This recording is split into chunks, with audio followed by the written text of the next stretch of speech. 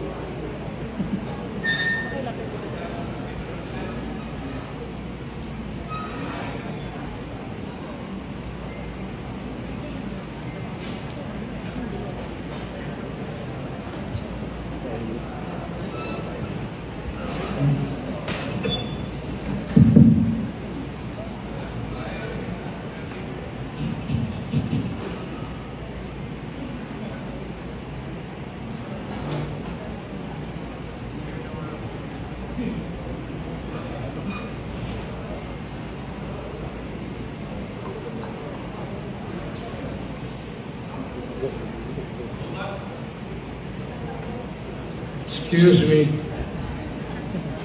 Are you hearing me?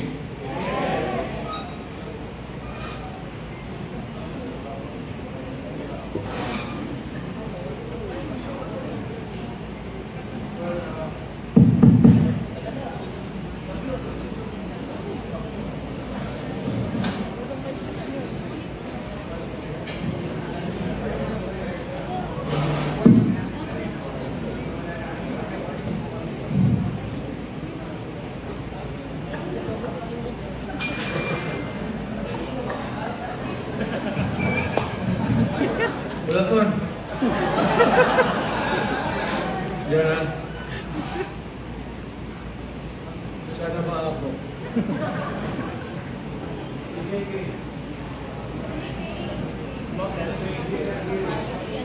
Disbarment. Itong headline, faces disbarment. Wawa naman ako kung kunan mo ako ng lisensya, hindi na ako nakapractice ng law. I'm out of job.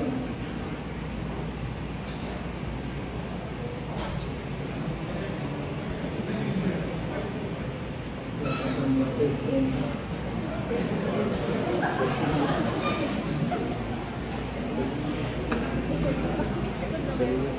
pati pneumonia ako nito.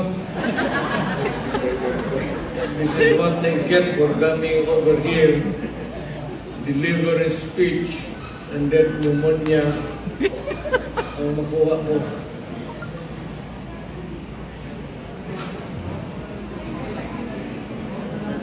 Alam mo, kung matanda ka na, hindi ka na talaga pwede sa totoo lang. Bata ka pa, you can endure. Okay na po. Okay na. Matanda ka na, lalo na pumapayat ka. So, ito. Meron ko lang prepared speech. So basahin ko na lang para hindi na ako mag-isip. To the members, maayong gabi sa inyong tanan. Nakalagay dito To the members to the GCI Dorian City, esteemed guests, former officers and existing ones, as well as our newly elected President, Justin Joy Biswaso, and Board of Directors. Saan kayo, ma'am? Sabi ko na nga ba eh. I am humbled to address a group that has always been a good example of leadership and service. Tonight,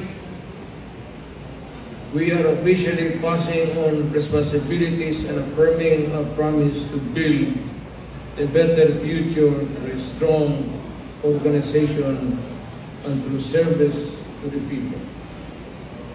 Indeed, it is fitting to have the GIC Philippines and GIC Dorian City hold the occasion in Davao City. Our hometown has grown into one of the most livable and developed areas in the country. This is not because of one person, but because of the collective efforts of its leaders, its organizations, and most importantly, the people. The commitment of Davao City must continue to inspire young leaders like you, its organization, and most importantly, tayo. The commitment that defines Davao City must continue to inspire young leaders like you to uphold good governance and unwavering service. Tutuloy ko muna ito dito. Ito, atin natin lang. You know, as kaming mga dumaan, patanda na kami. Malapit na matigo. You name it, we have it. Cancer na. So, panahon na ninyo. I hope that really you will continue. This is really out of love for my country. Kayo ba? Kayong I hope that someday one of you here will be mayor, councilors, sikapin ninyo na at least to maintain yung dating order or to improve on it to the benefit of the people. Kami paalis na, we're just the passing scene. Just like my father, who was governor for so long a time here, Padaan lang. Dumating kami dito, was elected governor, si John Tito kami, any flash parang kahapon lamang. So, it is not far-fetched that some or all of you will have the responsibility of in the governance of the country. Sana alagaan ninyo ang syudad ng Davao, pati ang Pilipino. Mahalin ninyo yung bayan ninyo, and it's only one you have. Anyway, but more importantly, really, for the next generation, yung anak ninyo. And it is a continuous process of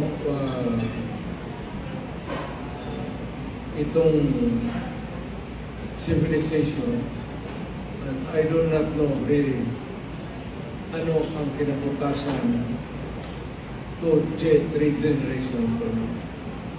The most that we can do is to really to take care of them, educate them, instill discipline para sa ating community, and of course our children, so that maybe by the time that they would be in a position to govern this country, or part of the governance, may bigay nila yung anong iiwan natin sa kanila. In all my years as public servant, I have learned that leadership is about giving up things and making the hardcore choices for everyone. And when I became president, I knew that it would be difficult. You know, ano lang natin ito, prepared pa tayo. One of the issues, or if not the strongest criticism sa akin in the years of my governance is yung extrajudicial killing pati yung patay. I will not propose to make excuses, no apologies. Ginawa ko yung dapat kong gawin. Now, sana pagdating sa panahon ninyo, you could up the ante with a better environment. Pero ako, yung panahon ko ay talagang I acted within the environment that I found myself in. Kasi prosecutor ako, and suddenly I was naging politiko ako, vice mayor. And ang una ko talaga ang law and order sa syudad ko. Marami kasing gangster. And I knew, so firm to you now, kung hindi ko ginawa yung ginawa ko, medyo mahirapan tayo. Hindi naman siguro perfect. Far from it. There were some downfall, but overall, I would say that with one statement, I did my very best. I have to deal with the problems of this country, such as crime, corruption, and illegal drugs that would hurt our people long enough. There were decisions that I made were not always liked by everyone. But I said, I made no apologies for it. Wala akong ginawa ko dapat kong gawin.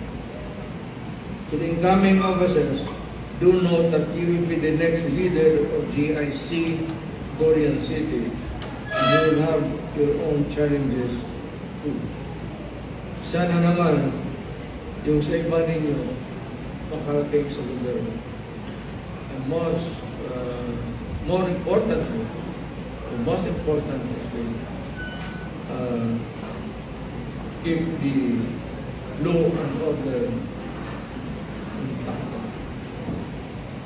Leadership is never just about getting the people's approval. You have to lead with good judgment, with good judgment, strength, and honesty. A true leader is not judged by how much praise they get, by the difference that they make.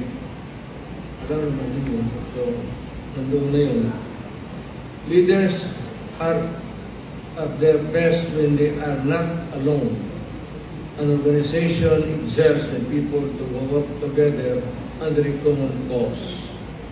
GIC Durian City has remained solid because of the teamwork, discipline, and shared will to make the impact in the governance of this country.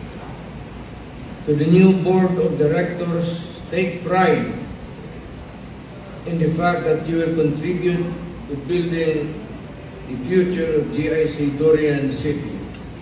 Make your team stronger, support your members, and ensure that your programs continue growing long after your term of office is over.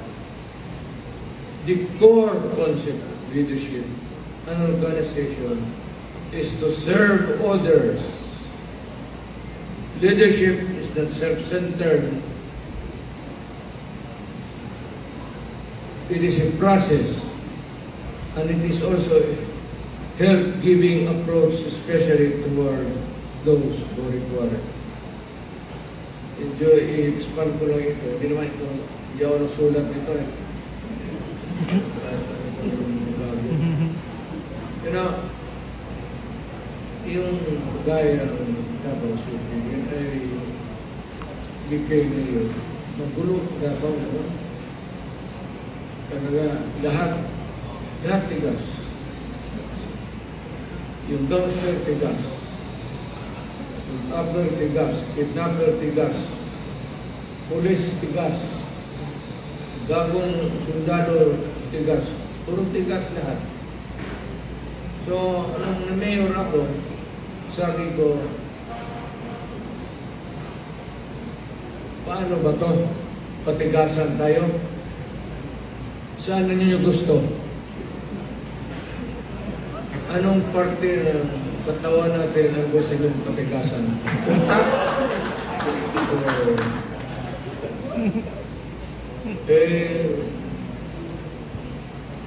Kung hindi ko ginawa ko sa Davao, kayong maliit pa noon, bata pa. Hindi tayo kaganito. Na lahat, sundalo, pulis, gangster, Ilocano, umapunta ko yan. Kaya, magkaroon ng extrajudicial killing. Totoo ba ito? Totoo. Kasi ang judicial killing naman sa death penalty, outside of that, if it is not illegal killing, then probably in all, ito yung tawag nila yung salvage, mga ganun. But mind you, hindi widespread dyan sa police protection. We do not allow it. And when I was a prosecutor and a mayor, I never allowed yung unbridled, uncontrolled killing of people. Maski sundalo ka, pulis ka, o ano ka man, pag tinitignan namin ko doon na ito gangster, Pero pag pinatay mo naman nakatali yung paa, pati kamay, binaril mo sa ulo, eh, hindi trabaho ng lalaki yan. Kaya in all probability, talaga masasabit ka. But ang sinabi namin noong extradition is yung outside of a court order, yung labanan. And if there is a question of whether or not it was really a fight, a good fight, we resolve it in favor fiscal autonomy sa government authority. Yun lang ang matulong namin panahon. Pag pinabigay mayor, madali na yun because came naturally because of my years as city fiscal officer. Alam ko na kaagad kung ano, malayo pa. Pag tindig mo pa lang, alam ko na. Especially if you have a good working psychology sa utak mo. Yun ang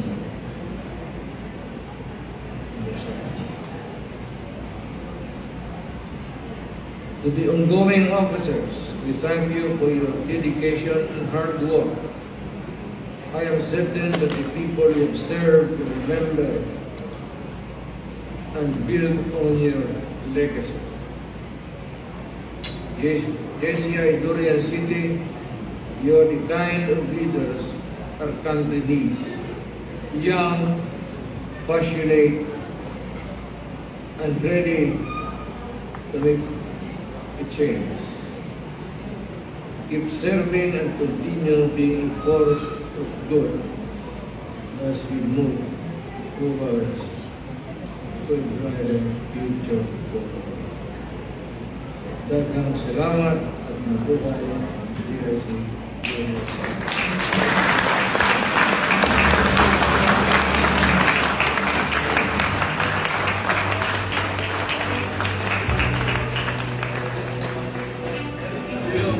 Thank you, Mayor, for that very inspiring message. Pero baka kung dagdag lang ito talaga. Opo kayo.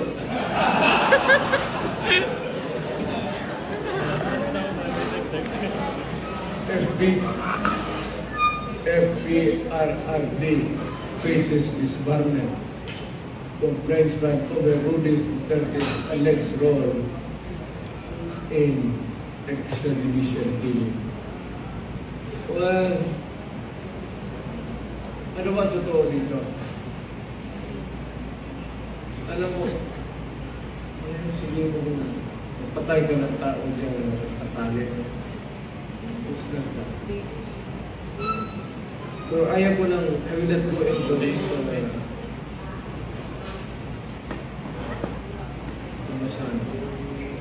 Sabihin ko na lang sa inyo, ginawa ko yung lahat na dapat ko. But killing unnecessarily or yung tao na hindi mo sigurado ay criminal. If I kill you, I have to be 100% unbent na talagang. It's not easy to take a human.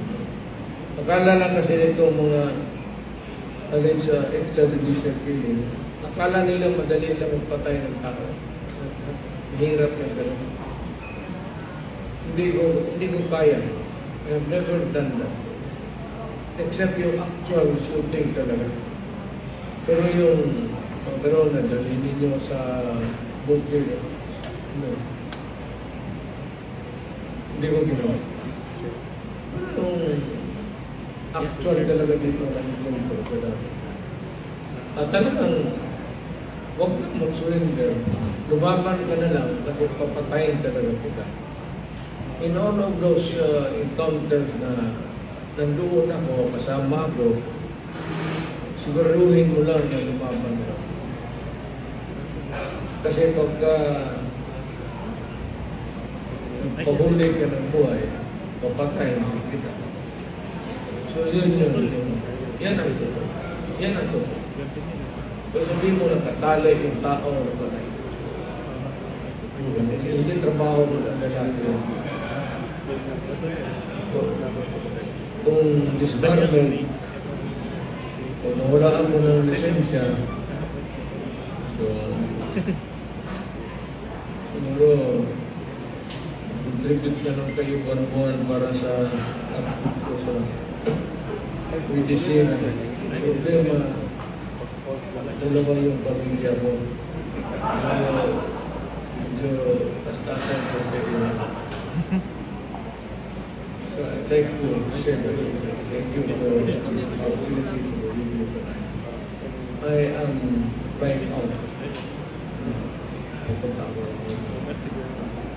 So maraming salamat. Thank you, Mayor, for the very inspiring message. Let us give our keynote speaker another round of applause, ladies and gentlemen.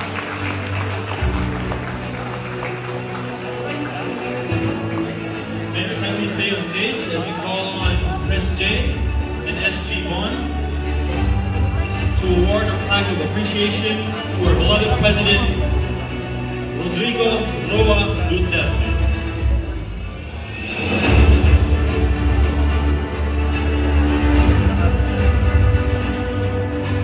Once again, due to the uniqueness of the situation, we will be breaking a few more of the protocol, and we would like to request the members, the board of directors, the senators, and the past presidents of JCI Durian City to prepare for a photo op with our beloved President Duterte.